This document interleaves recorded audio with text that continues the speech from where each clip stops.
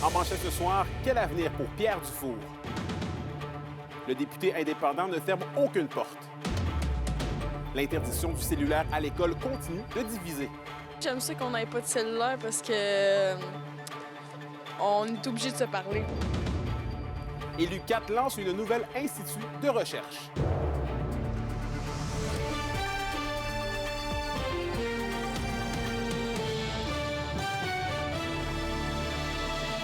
Bon début de soirée, ici Anthony Dallaire et bienvenue au TVA 18h. Le député d'Abitibi-Est, Pierre Dufour, est à nouveau sous le feu des projecteurs. Lui qui a été exclu du caucus de la CAQ vendredi dernier serait peut-être maintenant courtisé par les libéraux de Pablo Rodriguez. J'ai questionné Pierre Dufour sur son avenir politique. Concrètement, là, politiquement et humainement, comment on peut rebondir de ça, là? Bien, premièrement, d'ailleurs, je suis à Québec présentement aujourd'hui pour justement rencontrer le secrétaire général de l'Assemblée nationale et son équipe. Et je m'aperçois qu'il y a plusieurs éléments que lorsqu'on est à l'intérieur d'un simple parti, c'est tout le parti avec le bureau du leader qui s'occupe de tout. À ce moment-ci, c'est un petit peu l'inverse. C'est moi-même qui va être un peu autonome et accompagné par l'Assemblée nationale.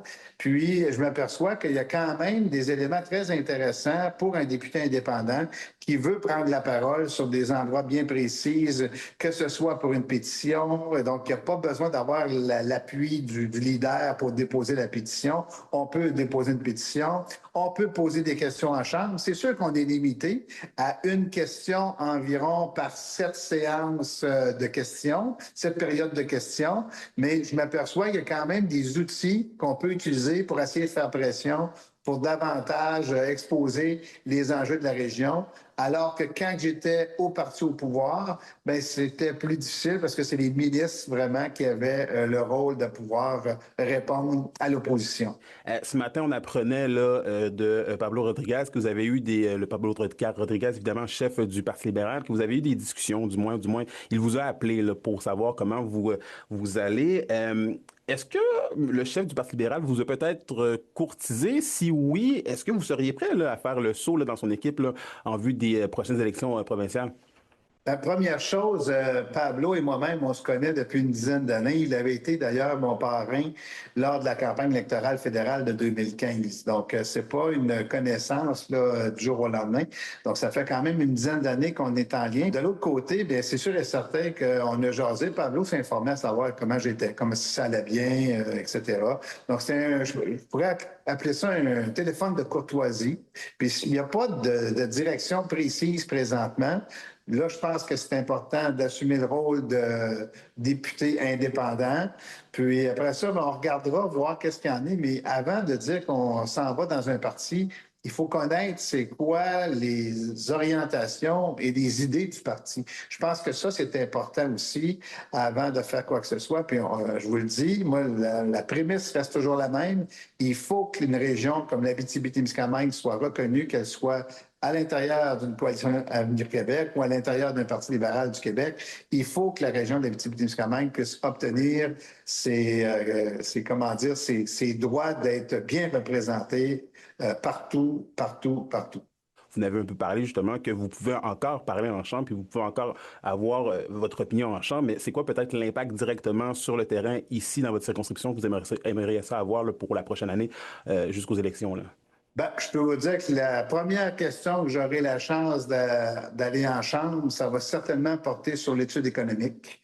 On le sait, on a des chiffres à l'appui, il y a un travail sérieux qui a été fait autour de ça et on va certainement approcher le gouvernement à lui demander comment qu'on fait maintenant pour faire en sorte que la région puisse obtenir ses dus suite à une étude économique de ce type-là. Donc, j'ai hâte d'entendre les premières réponses qui seront effectives à partir de cette situation-là. Mais vous le savez, on n'a pas simplement que la problématique économique, on a aussi nos blocs opératoires dans les différents hôpitaux, l'aspect routier.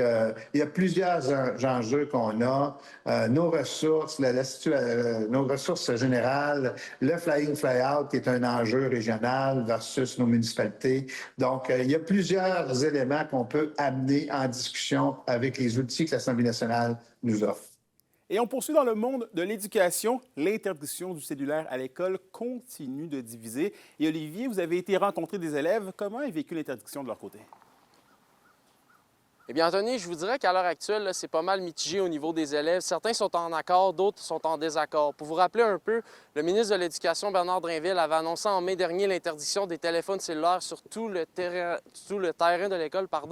Eh bien, ça fait en sorte maintenant que la règle est provinciale et que tous les étudiants doivent donc laisser leur cellulaire dans leur casier. Je suis d'ailleurs allé rencontrer ce matin des étudiants de l'école secondaire d'Iberville de Rouyn-Noranda pour savoir ce qu'ils pensaient de la nouvelle réglementation. Tu sais, en classe, c'est pas super. Je comprends, mais je trouve ça un peu n'importe quoi, là. Je trouve ça inutile, là. C'est quand même utile d'avoir un téléphone à l'école parce que, mettons, exemple, tu rates ton bus, t'as pas moyen de rejoindre tes parents. C'est sûr, c'est utile, écouter de la musique, plein d'affaires de même. C'est le fun, mais en même temps, c'est plate parce que du côté fun, c'est que tu peux parler avec tes amis puis plus socialiser avec eux. Mais côté plate, mettons, si tu as quelque chose à dire à tes parents ou quelque chose, il faut que tu textes, mais tu n'as pas ton téléphone. C'est pas quelque chose qui m'affecte vraiment. Je n'ai pas vraiment besoin dans mes cours, puis ça change pas mal rien à ma vie, honnêtement. J'aime ça qu'on n'ait pas de cellulaire parce que on est obligé de se parler. Bon, une fois que ça c'est dit, le syndicat régional de l'enseignement est satisfait de l'application de la règle. Mentionnait du côté de sa présidente, là, Cindy Lefebvre, que ça se passe encore mieux que ce qu'on espérait. Et les places actuellement où la réglementation réussit le mieux à être appliquée, bien, c'est les endroits où le code de vie a été expliqué et appliqué de façon, là, de la meilleure des façons avec les étudiants, et ça parmi de bonnes pratiques. Et ça a amené beaucoup d'impacts et beaucoup d'effets positifs. Je vous laisse l'entendre à ce sujet. Avec notamment des affiches dans les corridors, des vidéos explicatives. Il y a toutes sortes d'initiatives qui se sont prises dans les milieux pour bien faire comprendre le règlement puis l'appliquer. Puis déjà, on voit des effets positifs dans les écoles, notamment là, à l'heure des pauses où, aux surprises, les élèves interagissent entre eux plutôt que par le biais de leur téléphone. Donc, ça semble très positif déjà. En terminant, Anthony, il est à mentionner que les professeurs vont pouvoir déjà parler là, de défis qui engendre cette nouvelle réglementation, oui. Et en terminant, bien, ils vont pouvoir également là, en parler avec les syndicats qui organisent là, actuellement des assemblées pour un petit peu mieux savoir quels sont les défis posés actuellement. Parfait, c'est donc un dossier qu'on va suivre de près. Merci beaucoup, Olivier. Vos réponses à la question du jour TVA. Une présentation de la Clinique infirmière Nord-Ouest présente partout dans la région. Notre équipe peut vous recevoir pour un bilan de santé, une infection, le suivi de maladies chroniques et plus. Contactez-nous pour plus d'informations ou visitez notre site Web. Et justement, à ce sujet, à la question du jour, on vous demandait, êtes-vous favorable au maintien de l'interdiction des cellulaires dans les écoles du Québec? Et vous avez répondu oui à 85 %. Et grosse nouvelle dans l'agriculture en Abitibi-Témiscamingue, l'UQAT lance un nouvel institut de recherche au Témiscamingue. Son but, soutenir les producteurs et adapter l'agriculture régionale aux défis de demain. Un reportage signé Zachary Desrosiers. L'agriculture franchit une nouvelle étape en Abitibi-Témiscamingue. L'UQAT lance l'Institut de recherche en agriculture et agroalimentaire basé au Témiscamingue. L'objectif est notamment de soutenir les producteurs et d'adapter l'agriculture régionale aux défis de demain. L'agriculture, c'est un pilier du développement économique régional. C'est présent dans les 5 MRC de la région. Donc, il y avait vraiment cette volonté-là de l'université de venir se positionner de cette manière-là. Il faut dire que notre travail de recherche, nous, on le fait vraiment en partenariat avec les gens du milieu. Très important de le préciser. Donc, on travaille directement avec les entreprises, avec les agriculteurs et les agricultrices pour essayer de trouver des solutions, des réponses aux enjeux qui sont vécus directement sur le terrain. La région se distingue par plusieurs particularités avec un climat plus rigoureux qu'ailleurs au Québec, des sols parfois difficiles à exploiter et des conditions agricoles variantes. Ces réalités changent la façon de cultiver et forcent les producteurs à trouver des solutions adaptées, selon le directeur du IRA, Vincent Poirier. Notre réalité régionale est pas la même que celle des régions qui sont situées plus près des grands centres urbains, là. Donc, tu sais, c'est autant, je dirais, au niveau des particularités climatiques, que ce soit les sols de la région, que ce soit la variabilité, le gradient de climat qu'il y a entre l'Abitibi et le Témiscamingue aussi. Tu sais, toute cette grande variété-là fait en sorte que les questions qu'on se pose en tant que chercheurs, les défis auxquels font face les entreprises agricoles, ben, c'est pas nécessairement les mêmes que ceux et celles qu'il y a dans les autres régions du Québec. L'Institut se concentre aussi sur la formation de futurs chercheurs et professionnels du milieu agricole. La formation, elle est centrale, elle est essentielle, là, ça fait partie de notre mission vraiment. Fait que la majorité des projets de recherche, ils sont mis au monde dans l'optique de former des gens à la maîtrise et au doctorat. Ces gens-là suivent des cours aussi dans le cadre de leur programme d'études qui sont créés, offerts par l'Institut de recherche. Donc, la formation, elle est centrale. Déjà, une vingtaine de projets sont en cours et plusieurs sont à venir. Donc, on peut parler là, autant des projets qui sont dans le domaine des productions animales durables ou productions végétales durables, là, que ce soit grande culture, production fourragère. Donc, on a vraiment un très beau portefeuille de projets, là. Zachary Desrosiers pour RNC Nouvelles. Allons sur nos routes maintenant. La Sûreté du Québec a procédé aujourd'hui à une opération nationale en matière de sécurité routière. Ils ont surveillé de près les élèves qui entrent et sortent des autobus scolaires, notamment pour voir si les voitures respectaient l'arrêt obligatoire. Les comportements près des zones scolaires étaient aussi ciblés. On parle d'excès de vitesse, de distraction et du non-port de la ceinture de sécurité. Et dans un autre ordre d'idées, le regroupement des maisons pour femmes victimes de violences conjugales espère qu'avec le remaniement ministériel de demain, l'occasion sera faite pour le gouvernement Legault de répondre à certaines de leurs demandes, notamment de rehausser le financement des organismes de 57 millions de dollars, augmenter l'offre de postes en services externes et offrir des meilleures conditions de travail aux intervenantes. Le regroupement signale d'ailleurs des maisons d'hébergement avec des capacités largement dépassées. L'indice boursier minier au TVA Nouvelle 18h est une présentation de GFM Groupe Financier. Dirigeants d'entreprises et particuliers, fiez-vous aux experts de GFM pour vos placements, assurances de personnes et assurances collectives. Car pour vous, ils vont au-delà de la finance. La programmation complète du 100e de Rouyn-Noranda a été dévoilée ce matin. Restez là pour savoir les activités à ne pas manquer en 2026.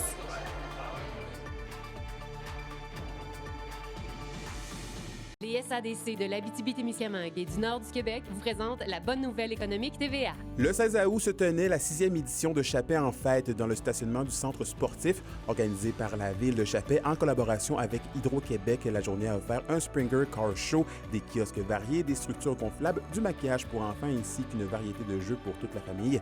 En soirée, Pur, Bâtard et Mélissa Ouimet ont enflammé la scène. Les SADC, partenaires de l'économie de la région.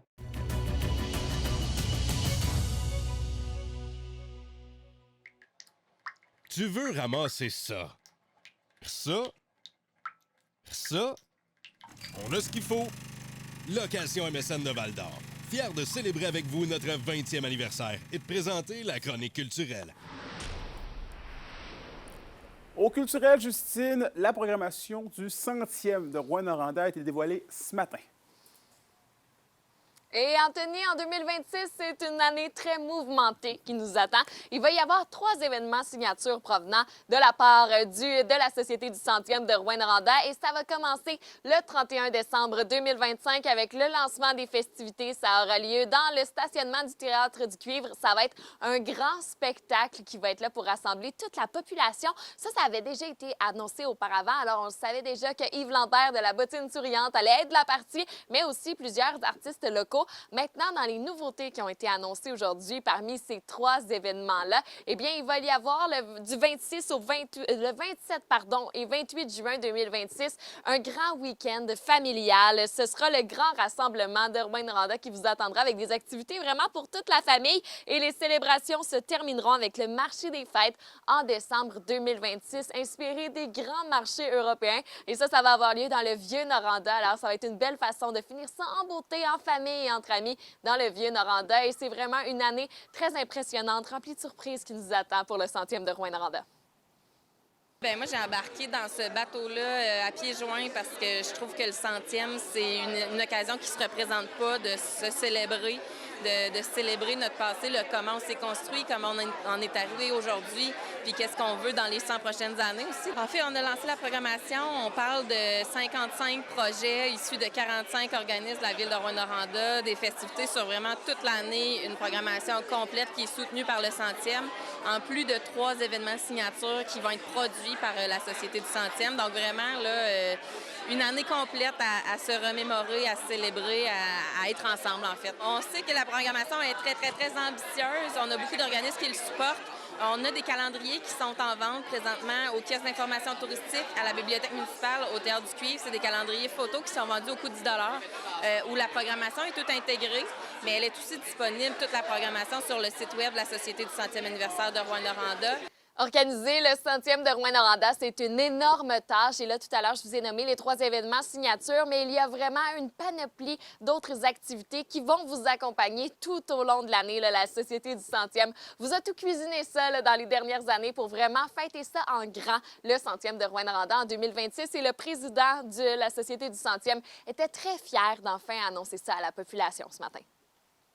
C'est une grosse dose de fierté. Là, depuis 2022 que notre équipe travaille sur la conception de l'année 2026. On a intégré les idées de la communauté. On avait fait un appel de projet. On a étudié plus d'une 50aine de projets. Puis là, aujourd'hui, on est vraiment fiers d'annoncer 55 projets qui vont faire partie intégrante de l'année 2026. Je pense que mon coup de cœur, en fait, j'ai vraiment hâte, à notre événement du 31 décembre, là, lancer les festivités avec le décompte des 10 dernières secondes vers 2026, mais aussi l'offre variée culturelle qu'on va avoir, de se dire qu'il va y avoir du théâtre déambulatoire, des expositions à l'Agora des Arts, au Musée d'Art, au Théâtre du Cuivre aussi. Je pense que c'est là où est-ce que tout le monde va pouvoir se trouver sa place. Puis moi-même, qui aime le sport aussi, bien, je vais pouvoir aller encourager les Jeux du Québec, la finale régionale ou le Tour de l'Abitibi, participer au Salon du Livre.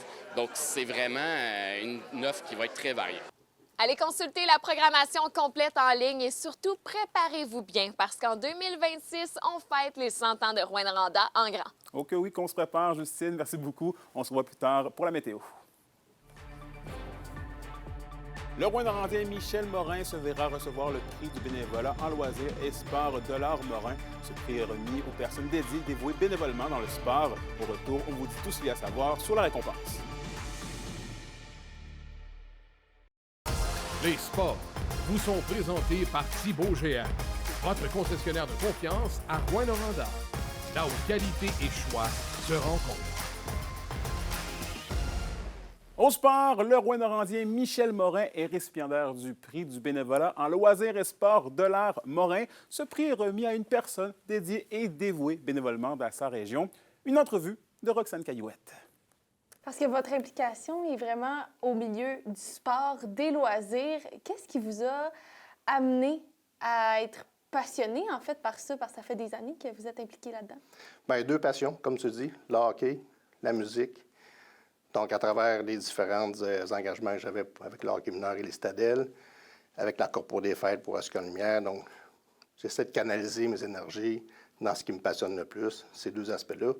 Et redonner aussi à la population. Là, je m'occupe beaucoup de tout ce qui touche les enfants parce que ça me fait vraiment triper. J'ai accédé au hockey mineur plus jeune, moi aussi. J'ai eu droit à des super bénévoles qui ont contribué à ce que je suis aujourd'hui. Donc, redonner, pour moi, c'est vraiment quelque chose de très intéressant. On vous offre un prix pour vous remercier, en quelque sorte, de toutes ces années d'implication-là. Comment est-ce que vous avez réagi en apprenant que vous allez recevoir le prix de l'art Morin? Bien, en fait, il y a 2 gens avec qui je travaille continuellement qui ont mis ma candidature. Bon, je savais que ma candidature avait été déposée. Maintenant, on ne sait jamais si ça va arriver ou pas. Et je suis rentré un matin au bureau, j'avais un courriel m'annonçant que j'avais été le récipiendaire de la région pour le prix de l'art Morin. Excessivement ému, touché. On ne fait pas ça pour ça, mais quand ça arrive, on le prend et on est super content. Je n'ai pas toujours fait ça tout seul. J'ai toujours été encadré avec des gens super intéressants, motivés, avec les mêmes passions que moi. Donc, c'est sûr que ce prix-là leur revient aussi à eux. Mais je le prends et j'en suis très, très fier. C'est quand même un beau velours de se dire « Hey, wow, je suis reconnu pour toutes les actions que j'ai posées durant les dernières années », puis être comme un peu le représentant de la région, en fait. Là. Oui, c'est sûr que des belles choses comme ça n'arrivent pas souvent, même quand on fait du bénévolat. Mais quand ça arrive, il faut le prendre. Et ça nous motive à continuer. J'approche à ma retraite, mais je vais avoir encore beaucoup de temps. Je vais poursuivre, malgré que ce prix-là, c'est une reconnaissance d'aujourd'hui.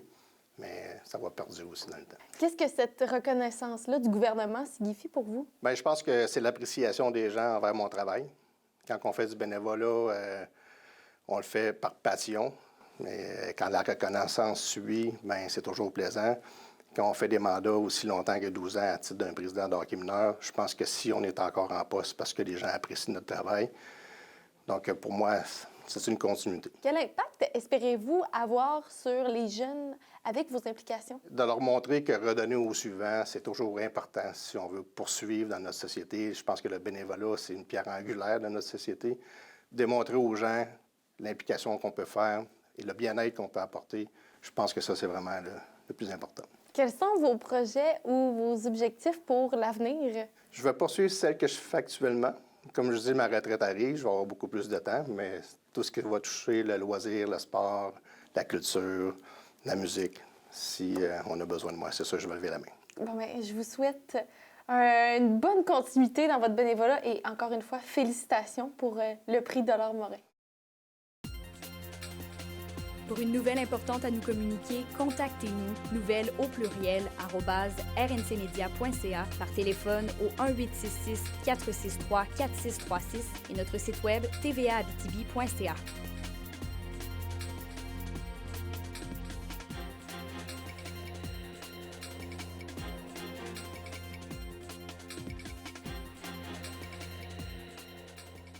La météo, une présentation de Nicole Auto de la Sarre, la capitale du pick-up. Où vous y trouverez toujours le meilleur choix, toujours le meilleur prix. À la météo, Justine, encore une fois, on devra garder nos parapluies près de nous. Eh oui, pas le choix, parce que la pluie sera encore des nôtres demain, Anthony. Pour ce soir et cette nuit, ce qui nous attend en Abitibi, eh bien, c'est encore des averses de pluie qui devraient tomber au courant de la soirée avec un minimum de 12 et ce sera une soirée assez venteuse. Pas de pluie pour le Témiscamingue, mais par contre, vous allez bien avoir des vents avec de bonnes rafales à 50 km/h et un minimum de 15 degrés. Demain en Abitibi, eh bien, ce sera des averses avec un maximum de 16 degrés. Et du côté du Témiscamingue, ce sera généralement nuageux avec seulement un petit 30 % de probabilité d'averses en fin d'après-midi. Alors, il ne devrait pas trop avoir de pluie, mais quand même peut-être quelques gouttelettes et avec un maximum de 18 degrés. Et en aperçu pour jeudi, eh bien, le soleil sera là. Alors, plus de pluie là, dès jeudi. On retrouve le soleil avec un maximum de 17 partout en région. Je sais pas pour toi, Anthony, mais moi, j'ai déjà hâte à jeudi pour bien profiter de ce beau soleil qui s'amène à nous en Abitibi-Témiscamingue. En effet, on commence à avoir hâte. Merci beaucoup, Justine. Bonne soirée. Et voilà, merci d'avoir été des nôtres ce soir. D'ailleurs, si vous avez une nouvelle à nous partager, n'hésitez pas à nous contacter directement. Mon adresse courriel est en bas d'écran. Vos histoires sont les nôtres. Sur ce, nous, on se retrouve demain pour la suite des choses. D'ici là, prenez soin de vous.